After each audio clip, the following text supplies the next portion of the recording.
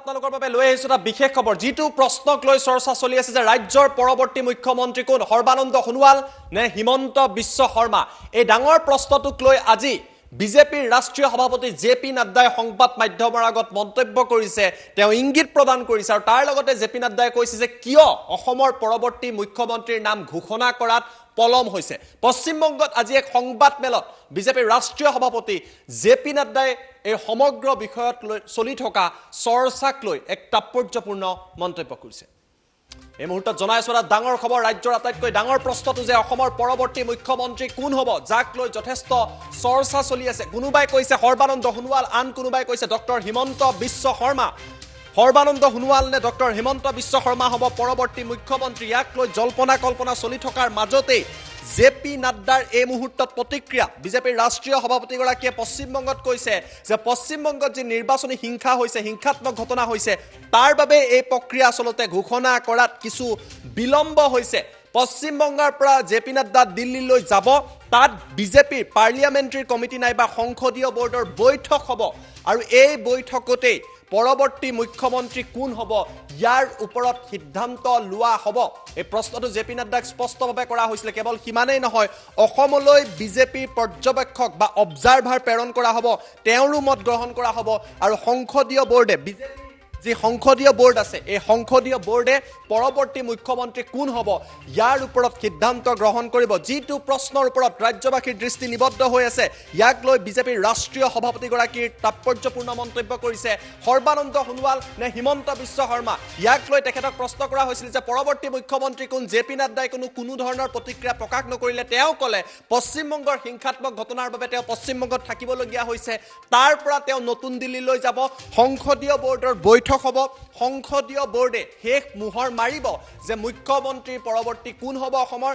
doctor Himanta Biswa Sarma নে সৰ্বানন্দ সোণোৱাল আমি প্ৰথমতে আপোনালোকক জেপি নাড্ডাৰ এই এক্সক্লুসিভ মন্তব্য দেখুৱাই লৈছো য'ত সাংবাদিকে স্পষ্টভাৱে সুধিছিলে অসমৰ পৰৱৰ্তী মুখ্যমন্ত্ৰী কোন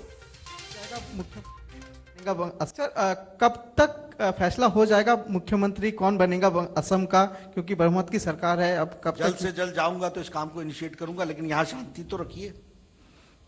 यहाँ शांति तो लाइए कौन बनेगा सर ये फिर मैंने कहा पार्लियामेंट्री बोर्ड से चर्चा करने के बाद ऑब्जर्वर आने के बाद तय होता है सर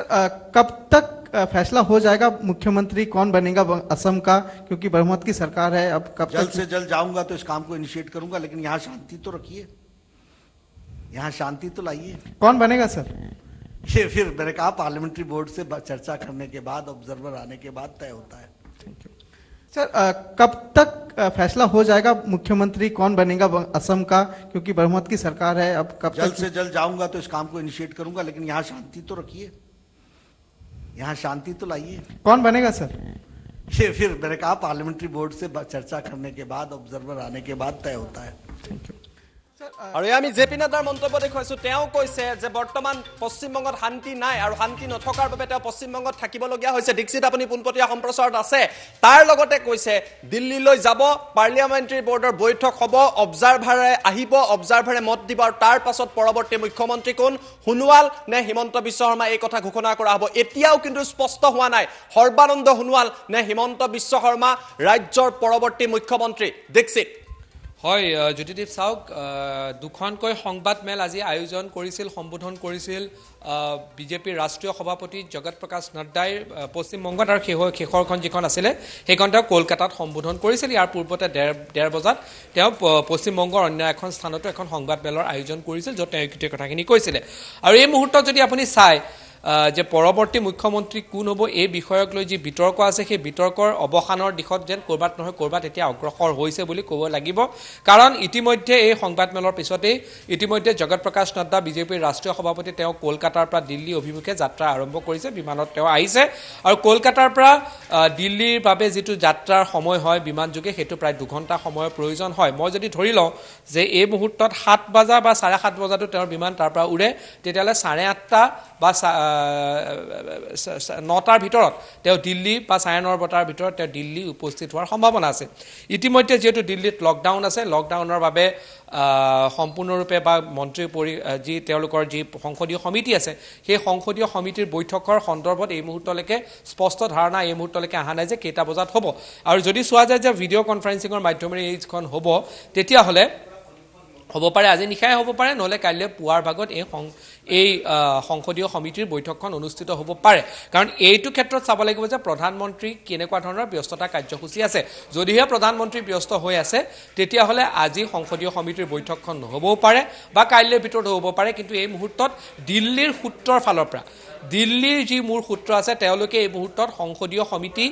আজিয়ে হ'ব নে কাইলৈ হ'ব এই সন্দৰ্ভত কোনো ধৰণৰ স্পষ্ট ধাৰণা এই মুহূৰ্তত দিল্লীৰ ফালৰ পৰা গম পোৱা হোৱা নাই যে বিজেপিৰ সংসদীয় সমিতিখন কেতিয়া গঠন হ'ব আৰু মই ভাবোঁ যে খুব সুন্দৰ এই ব্যৱস্থাটো খুব বেছি দীঘলীয়া এই কাৰণে নহ'ব কাৰণ ৰাজ্যত ক'ভিডৰ ভয়াৱহ পৰিস্থিতি আছে বিগত সময়ছোৱাত যদি দিল্লীত চোৱা যায় আপুনি কালিলৈকে যদি চাই দিল্লীয়ে চৰকাৰ গঠনৰ প্ৰক্ৰিয়াক কৈ অধিক যি ক'ভিডৰ ভয়াৱহ পৰিস্থিতি আছিলে তাক লৈ উদ্বিগ্নতা প্ৰকাশ কৰিছিলে আৰু বিভিন্ন সময়ত দিল্লীৰ ফালৰ পৰা অসমত ক'ভিডৰ যি শেহতীয়া পৰিস্থিতি আছে সেই পৰিস্থিতিক লৈ উদ্বিগ্নতা প্ৰকাশ কৰি থকা হৈছিল আৰু তাৰ সমান্তৰালকৈ যদি চাই ৰাজ্য চৰকাৰ যিখন এই মুহূৰ্তলৈকে কেয়াৰটেকাৰ গভৰ্ণমেণ্ট হিচাপে আছে ফুল ফ্লেজেড গভৰ্ণমেণ্ট এই মুহূৰ্তলৈকে হোৱা নাই সেই চৰকাৰখনেও কিন্তু ক'ভিড পৰিস্থিতি নিয়ন্ত্ৰণৰ বাবে যি কাৰ্যক্ৰম আছে সেই কামখিনি কৰি আছিলে এতিয়া প্ৰশ্ন হয় যে মুখ্যমন্ত্ৰী কোন হ'ব সেই মুখ্যমন্ত্ৰী কেনেধৰণৰ হ'ব বিজেপিৰ যদি আপুনি পূৰ্বৰ যিখিনি বিজেপিৰ যি পূৰ্বৰ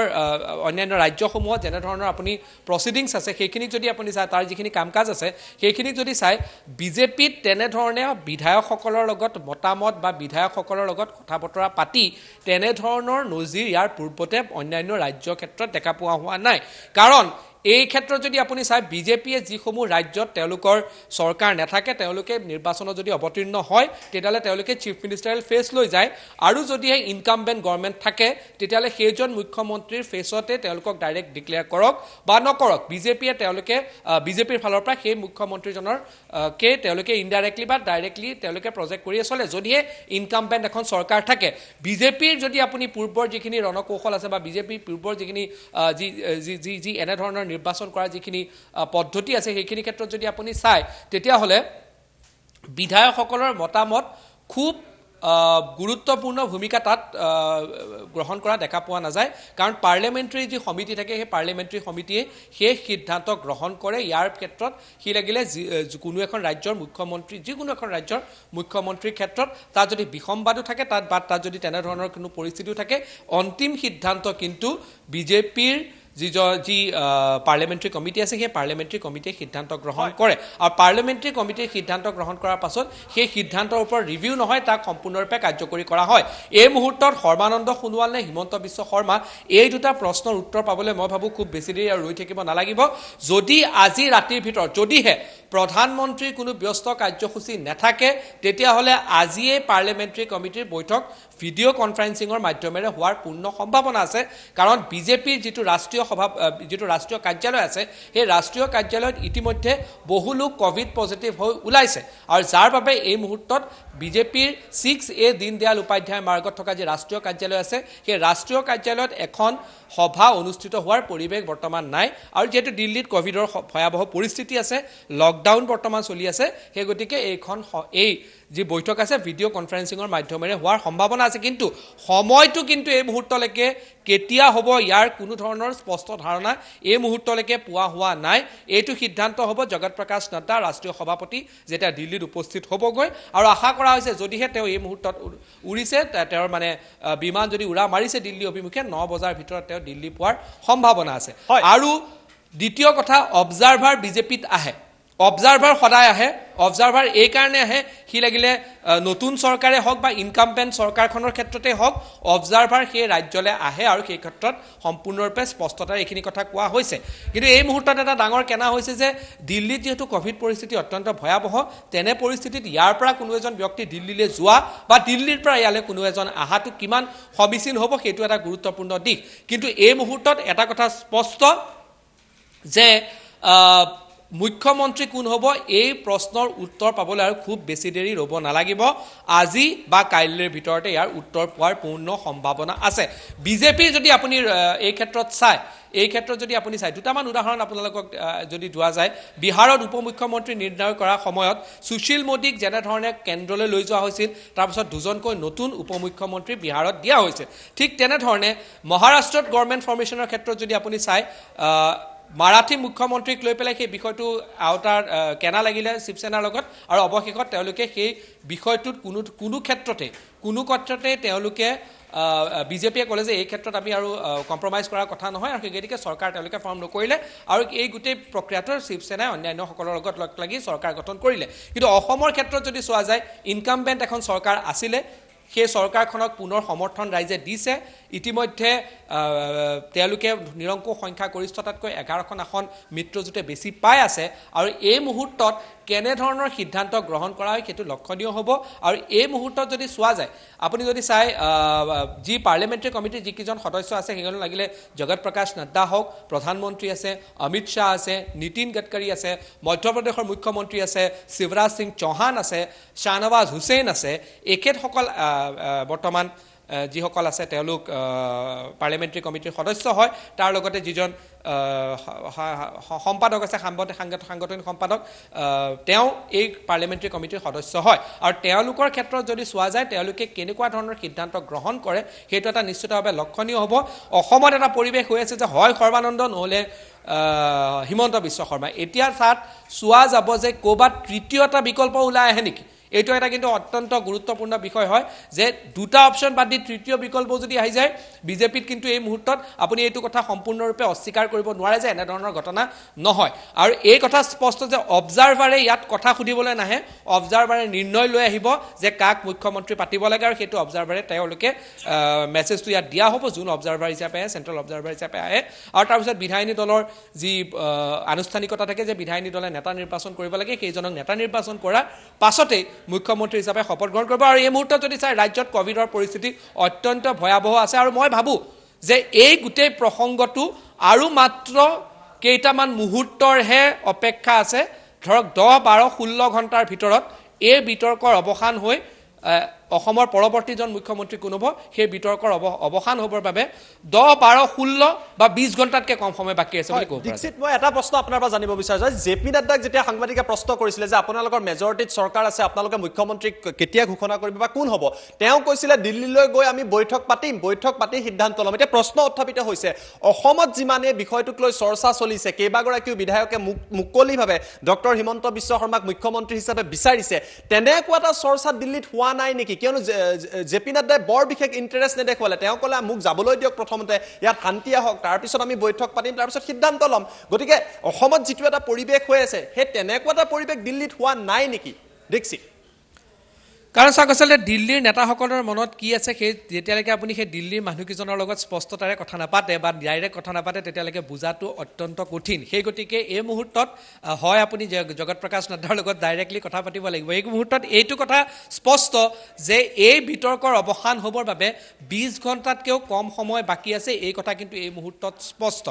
এতিয়া প্ৰশ্ন হ'ল যে এনেধৰণৰ যিখিনি এটা প্ৰেছাৰ পলিটিক্স চলি আছে সি লাগিলে যাৰ পক্ষৰ ফালৰ পৰাই নহওক এই প্ৰেছাৰ পলিটিক্সটোৱে কিমান কাৰ্যকৰী ৰূপ ল'ব এইটো কিন্তু এটা চাবলগীয়া আছে কাৰণ যিমানখিনি আপুনি চাই বিজেপিত কিন্তু এই মুহূৰ্তত যদিহে বিজেপিৰ ৰণকৌশল এনেধৰণে হয় যদিহে এ আৰু বি দুইটাই নহয় তেতিয়াহ'লে চি এটা ফৰ্মুলা ওলাই আহে আৰু এই চি ফৰ্মুলাটোত কোন ওলাই আহিব পাৰে আপুনি ক'ব নোৱাৰে এ ফৰ্মুলা এ যদি কাম কৰিলে ফৰ্মুলা এ কাম যদি নকৰে তেতিয়াহ'লে ফৰ্মুলা বি আহে আৰু ফৰ্মুলা বিটো যদি দেখা পোৱা যায় যে এইটো কাম সম্পূৰ্ণৰূপে নহ'বগৈ পাৰে তেতিয়াহ'লে ফৰ্মুলা চি ওলাই যাব পাৰে আৰু এই ফৰ্মুলা চিটো কোনে ক'ত কেনেধৰণে কৰি থাকে সেইটো কথা বিজেপিত পূৰ্বানুমান লগোৱাটো সম্ভৱ নহয় যেনেধৰণে ভূমিকম্পৰ কোনো ধৰণৰ পূৰ্বানুমান নাথাকে ঠিক তেনেধৰণে বিজেপিত এনেধৰণৰ সিদ্ধান্ত কেনেকৈ ক'ত কোনে লয় তাৰো কোনো ধৰণৰ পূৰ্বানুমান বা তাৰো কোনো ধৰণৰ ইংগিত পোৱাটো সম্পূৰ্ণৰূপে আপুনি এই মুহূৰ্তত কৈ দিব নোৱাৰে দীক্ষিত আপুনি ইতিমধ্যে আমি এটা খবৰ জনাইছিল যে ৰেণুপমা ৰাজখোৱাৰ তৰফৰ পৰা অগপৰ তৰফৰ পৰা তেওঁ অগপৰ নেতৃত্বলৈ পত্ৰ লিখি হিমন্ত বিশ্ব শৰ্মাক মুখ্যমন্ত্ৰী হিচাপে বিচাৰিছে বুলি মুকলিকৈ পত্ৰ লিখিছে আৰু তাৰ মাজতে দ্বিতীয়টো ব্ৰেকিং নিউজ দ্বিতীয়টো ডেভেলপমেণ্ট আহি পৰিছে এই সমগ্ৰ পৰিঘটনা চলি থকাৰ মাজতে এই মুহূৰ্তত অগপৰ নেতৃত্ব গৈ হিমন্ত বিশ্ব শৰ্মাৰ বাসগৃহত গৈ উপস্থিত হৈছে অগপৰ তিনি নেতা অতুল বৰা কেশৱ মহন্ত আৰু ফণীভূষণ চৌধুৰী গৈ হিমন্ত বিশ্বৰ বাসগৃহত উপস্থিত হৈছে আন এটা পলিটিকেল ডেভেলপমেণ্ট এই মুহূৰ্তত জনাই আছো আজি ৰেণুপমা ৰাজখোৱাই কৈছিলে পত্ৰ লিখি কৈছিলে যে হিমন্ত বিশ্ব শৰ্মাক তেওঁ মুখ্যমন্ত্ৰী হিচাপে বিচাৰে আমি দৃশ্যাংক আপোনালোকক দেখুৱাম টাইম 8ৰ হাতত এই মুহূৰ্তত এক্সক্লুসিভ দৃশ্যাংক আহি পৰিছে এফালে জেপি নাড্ডাই কৈছে পিছত সিদ্ধান্ত ল'ব আৰু এয়া দৃশ্য চাওক ফণীভূষণ চৌধুৰীক দেখা পাইছো কেশৱ মহন্তক দেখা পাইছো হিমন্ত বিশ্বৰ বাসগৃহত তেওঁ প্ৰৱেশ কৰিছে কেশৱ মহন্ত সোমাই গ'ল ফণীভূষণ চৌধুৰী আছে এই মুহূৰ্তত ফণীভূষণ চৌধুৰীয়ে প্ৰৱেশ কৰিছে এয়া ডক্টৰ হিমন্ত বিশ্ব শৰ্মাৰ চৰকাৰী বাসগৃহ আৰু তাৰ লগতে তাৰ পিছত অতুল বৰাও আছে বুলি আমি জানিব পাৰিছো এই দৃশ্য দেখিবলৈ পোৱা গৈছে অতুল বৰা অগপৰ সভাপতি অতুল বৰাই প্ৰৱেশ কৰিছে আন এটা ইন্টাৰেষ্টিং ডেভেলপমেণ্ট এই মুহূৰ্তত আজি ৰেণুপমা ৰাজখোৱাই পত্ৰ লিখি কৈছিলে যে হিমন্ত বিশ্ব শৰ্মাক বিচাৰিছে তেওঁ মুখ্যমন্ত্ৰী হিচাপে আৰু তাৰ মাজতে অগপৰ শীৰ্ষ তিনি নেতা গৈ উপস্থিত হৈছে দৃশ্যাংক দেখুৱালো দীক্ষিত দিল্লীয়ে যদিও বৰ বিশেষ এই বিষয়টোক লৈ চিন্তিত যেন লগা নাই অসমত কিন্তু এটা এক প্ৰকাৰৰ প্ৰেছাৰ পলিটিক্স কিন্তু চলি আছে কেইদিনমান পূৰ্বে কেইবাগৰাকীও বিধায়কে মুকলিভাৱে হিমন্ত বিশ্ব শৰ্মাৰ নাম উল্লেখ কৰিলে ৰেণুপমা ৰাজখোৱাই আজি পত্ৰ লিখি ক'লে যে হিমন্ত বিশ্ব শৰ্মাক বিচাৰিছে আৰু এই মুহূৰ্তত অগপৰ নেতৃত্ব গৈ হিমন্ত বিশ্ব শৰ্মাৰ বাসগৃহত গৈ উপস্থিত হৈছে যথেষ্ট তাৎপৰ্য বহন কৰিছে দীক্ষিত হয় চাওক ৰেণুপমা ৰাজখোৱা যিগৰাকী বিধায়িকা আছিলে সেই বিধায়িকাগৰাকীয়ে পাৰ্লিয়ামেণ্টাৰী যি তেওঁলোকৰ বিধায়িনী দল আছে বিধায়িনী দলৰ বাবে তেওঁলোকে এখন পত্ৰ লিখিছিলে যিখন পত্ৰ আমি আমাৰ দৰ্শকসকলক কিছু সময়ৰ পূৰ্বে লিখিছিলোঁ য'ত তেওঁ নিজৰ ব্যক্তিগত মতামত অনুসৰি এটা প্ৰস্তাৱ দিছিল যে ডক্টৰ হিমন্ত বিশ্ব শৰ্মাক মুখ্যমন্ত্ৰী পাতিব লাগে বুলি এটা প্ৰস্তাৱ অগপৰ বিধায়িনী দলে গ্ৰহণ কৰিব লাগে আৰু এইটো কালিৰ এখন পত্ৰ তেওঁ অগপৰ বিধায়িনী দলৰ বা অগপৰ সভাপতিলৈ দিছিল কিন্তু সেইটোত সবিশেষ কি সিদ্ধান্ত গ্ৰহণ কৰা হ'ল সেইটো কিন্তু এই মুহূৰ্তত গম পোৱা যোৱা নাই কিন্তু এই মুহূৰ্তত বিশেষকৈ তাৎপৰ্য বহন কৰিছে যেনে মুহূৰ্তত য'ত এই মুহূৰ্তত মুখ্যমন্ত্ৰী কোন হ'ব এই ক্ষেত্ৰত যদি চোৱা যায় তেতিয়াহ'লে অগপৰ নেতৃত্বই হিমন্ত বিশ্ব শৰ্মাক লগ পোৱাটো অত্যন্ত তাৎপৰ্যপূৰ্ণ বিষয় হৈছে কিন্তু আমাৰ দৰ্শকসকলক এটা তথ্য দিওঁ বা জ্যোতিদীপ এটা তথ্য দি থোৱা যাওক আজি আগবেলাৰ সময়ত মন্ত্ৰী বা অগপৰ নেতা কেশৱ মহন্তই কিন্তু মুখ্যমন্ত্ৰী সৰ্বানন্দ সোণোৱালক সাক্ষাৎ কৰিছিল আগবেলা প্ৰায় 1-1.5 ঘণ্টা সময় মুখ্যমন্ত্ৰীৰ যি খাৰগুলিস্থিত বাসভৱন আছে সেই বাসভৱনত সৰ্বানন্দ সোণোৱালক কেশৱ মহন্তই সাক্ষাৎ কৰিছিল প্ৰায় 1.5 ঘণ্টা সময় তাত বহি আছিল এই মুহূৰ্তত দেখা পোৱা গৈছে যে অগপৰ তিনি নেতা শীৰ্ষস্থ নেতা ইতিমধ্যে হিমন্ত বিশ্ব শৰ্মাক লগ পাবলৈ গৈ আছে আৰু এনেধৰণৰ মন্থন যিবোৰ আছে সেই মন্থন ইতিমধ্যে বিজেপি বা বিজেপিৰ মিত্ৰ শক্তিৰ মাজত চলি আছে UPPLক কালি এই প্ৰশ্নটো সোধা হৈছিল তেওঁলোকে কৈছিল যে এইটো উত্তৰ আচলতে বিজেপিয়ে দিব পাৰিব আমি সহযোগী দল হিচাপে আছো UPPLৰ ক্ষেত্ৰত দেখা পোৱা গৈছে যে তেওঁলোকে এটা স্থিতি সম্পূৰ্ণৰূপে মুখ খুলি কথাষাৰ কোৱা নাই এজিপিত কি সিদ্ধান্ত তেওঁলোকে লৈছে সেইটো এটা গুৰুত্বপূৰ্ণ দিশ কিন্তু মোৰ এটা সন্দেহ আছে যে এনেধৰণৰ যিবোৰ প্ৰেছাৰ পলিটিক্স থাকে সেই প্ৰেছাৰ পলিটিক্সখিনিয়ে বিজেপিক কিমান বা বিজেপিৰ নেতৃত্বক কিমান ধৰণে সেই প্ৰেছাৰ পলিটিক্সৰ অন্তৰ্গত হ'ব পাৰিব সেইটো এটা বিশ্লেষণ কৰিব লগা থাকে সি লাগিলে যি পক্ষৰ ফালৰ পৰাই নহওক কৰবাত নহয় কৰবাত কোনো এটা পক্ষক প্ৰকাশ্যে আহি আছে আৰু এটা পক্ষই চাগে অপ্ৰকাশ্যে বা ভিতৰুৱাকৈ তেনেকুৱা ধৰণৰ প্ৰেছাৰ পলিটিক্স বৰ্তমান কৰি থকা দেখা পোৱা গৈছে কংগ্ৰেছত এনেধৰণৰ প্ৰেছাৰ পলিটিক্স কৰবাত নহয় কৰবাত যদি আপুনি ভাবে যে ফলপ্ৰসূ হ'বগৈ পাৰে কিন্তু ইয়াত সন্দেহ থাকে যে বিজেপিত এনেধৰণৰ প্ৰেছাৰ পলিটিক্স যিকোনো এটা পক্ষৰ ফালৰ পৰাই যদি কৰা যায় সেই প্ৰেছাৰ পলিটিক্সৰ আগত বিজেপিৰ নেতৃত্ব কিমান হেও মানিব সেই ক্ষেত্ৰত কিন্তু এটা সন্দেহৰ আৱৰ্তত নাথাকা নহয় বা সন্দেহ নথকা নহয় কিন্তু এই মুহূৰ্তত চাব লাগিব যে যদি আপুনি নিৰ্বাচনী ফলাফলত চায় নিৰ্বাচনী কেম্পেইনিঙৰ সময়ত চাই বিজেপিৰ শীৰ্ষ নেতৃত্বই কিন্তু বাৰম্বাৰ এটা কৈ আছিলে নৰেন্দ্ৰ মোদীয়ে হওক অমিত শ্বাহে হওক সৰ্বানন্দ সোণোৱাল আৰু হিমন্ত বিশ্ব শৰ্মাৰ যিটো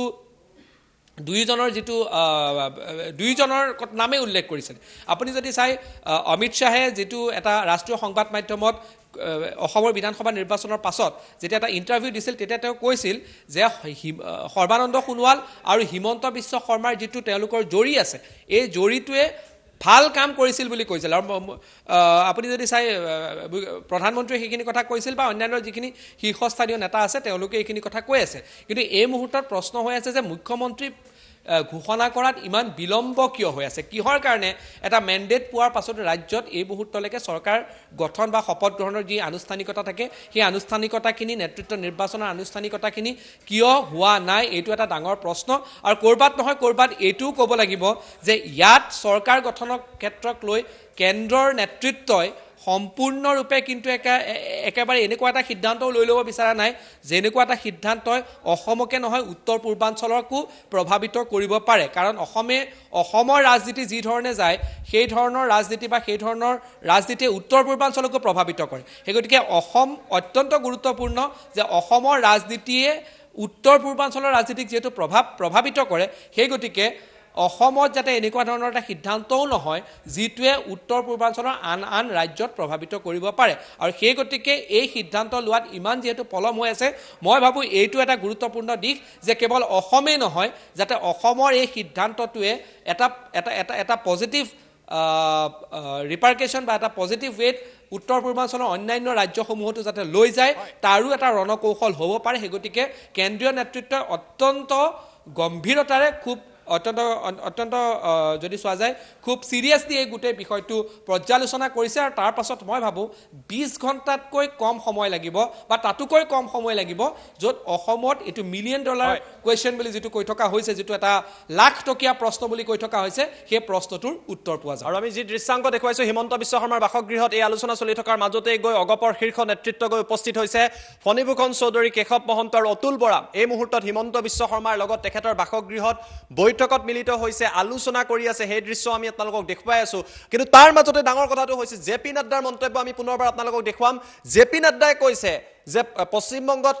যি অশান্তিময় পৰিৱেশৰ সৃষ্টি হৈছে তাৰ বাবে তেওঁ তাত আছে তাৰ পাছত তেওঁ দিল্লীলৈ যাব পাৰ্লিয়ামেণ্টাৰী কমিটিৰ বৈঠক হ'ব অবজাৰভাৰক এই কথা কোৱা হ'ব তাৰ পাছতে সিদ্ধান্ত লোৱা হ'ব হয়তো অসমত এই বিষয়টোক লৈ যিমান প্ৰকাৰৰ হৈ হাল্লা হৈ আছে বা বিভিন্ন পক্ষই মন্তব্য কৰি আছে তেনেকুৱা এক পৰিৱেশ হয়তো দিল্লীত নাই দিল্লীৰ নেতৃত্বই পৰৱৰ্তী পৰ্যায়ত জেপি নাড্ডা গৈ পোৱাৰ পাছত এই বিষয়টো আলোচনা কৰি পৰৱৰ্তী মুখ্যমন্ত্ৰী কোন হ'ব ইয়াৰ ওপৰত শেষ মোহৰ মাৰিব জেপি নাড্ডাৰ মন্তব্য এই মুহূৰ্তত আমি আপোনালোকক দেখুৱাই লৈছো कब तक फैसला हो जाएगा मुख्यमंत्री कौन बनेगा असम का क्योंकि बहुमत की सरकार है अब कब जल्द से जल्द जाऊंगा तो इस काम को इनिशिएट करूंगा लेकिन यहाँ शांति तो रखिए